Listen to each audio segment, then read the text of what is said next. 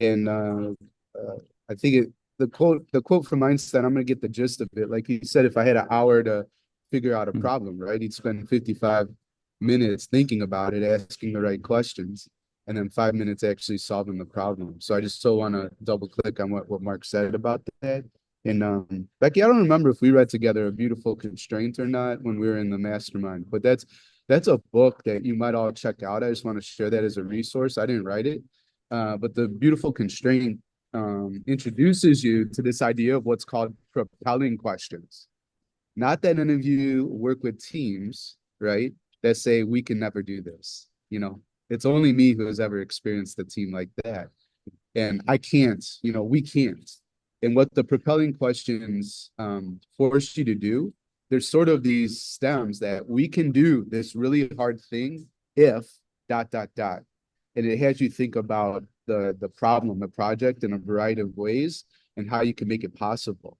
And the beauty about those propelling questions and can if thinking is you turn critics into cheerleaders and enemies into evangelists.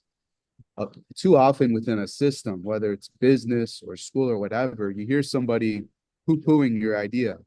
And what happens is they use the Jim Collins, you're on the wrong seat on the bus, you're on the wrong bus, and they just try to get rid of that person.